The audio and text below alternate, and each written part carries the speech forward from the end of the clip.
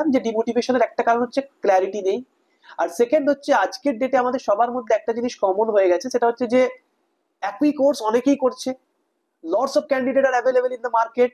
So এখানে আমরা কি করবো, আর নতুন কিছু নেই, সবারই ওই একটা লো বাজেট জব, এখানে আমরা কি করবো? এবং ইটস ট্রু বেসিক্যালি।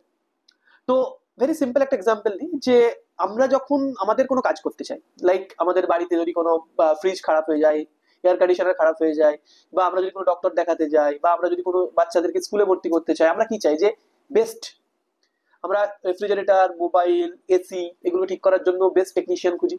আমরা যখন ডক্টর দেখাতে যাই তখনও চাই যে এমডিডিএম শুধু না, তার মার্কেট ভ্যালু কিরকম আছে, how many people he treated properly, what are the basically record of the particular doctor, আমরা সেগুলোকে দেখি।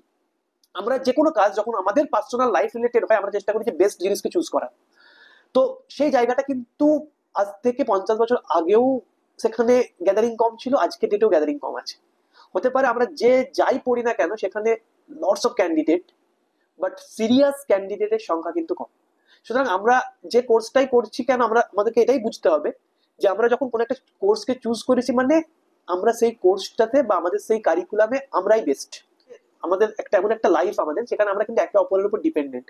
প্রত্যেকটা ফেজে বিভিন্ন মানুষ থাকেন, তারা তাদের বেস্ট দিয়ে কাজ করে, এবং আমরা আমাদের লাইফে কাজ করানোর জন্য সেই বেস্ট মানুষগুলোকে পিক আপ করি। আমাদের এসি ফ্রিজ চালাবার জন্য বেস্ট টেকনিশিয়ানকে পিক আপ করি, আমাদের হেলথের জন্য বেস্ট ডক্টরকে পিক আপ করি, আমাদের স্টুডেন্ট, আমাদের বাচ্চাদের পড়াবার জন্য বেস্ট স্কুল, ইউনিভার্সিটি, কলেজকে পিক আপ করি। আমরা কিন্তু ultimately each and every person basically choose the best one. সুতরাং be the best, that's it. তাহলে ডিমোটিভেশনের কোনো গল্পই নেই, কারণ তুমি যখন জানছো যে তুমি যে কাজটা করছো সেটা হতে পারে 100টা লোক আছে, কিন্তু 100টার মধ্যে সিরিয়াস কজন।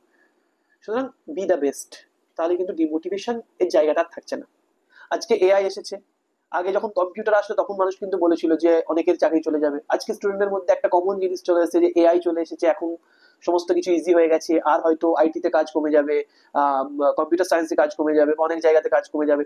কিন্তু each and every aspect of our life there is a human brain. Without the instruction the machine can't work. এটা আমাদেরকে মাথায় রাখতে হবে যে আমরা যে ইনস্ট্রাকশনটা দেবো এআই তার উপর বেস করে কাজ করবে। ভাই, এআই নিজে থেকে কি করে করবে? তাহলে এই জিনিসটা মাথায় রাখতে হবে আমাদেরকে যে AI is good, but you basically masters how to deal with the AI, and how to process with the AI, and how to basically use and deliver your particular curriculum, your particular course with the use of AI. ঠিক আছে? তো এই জিনিসগুলো আমাদের মধ্যে আনতে হবে, তাহলে দেখবে যে life is more easier than before.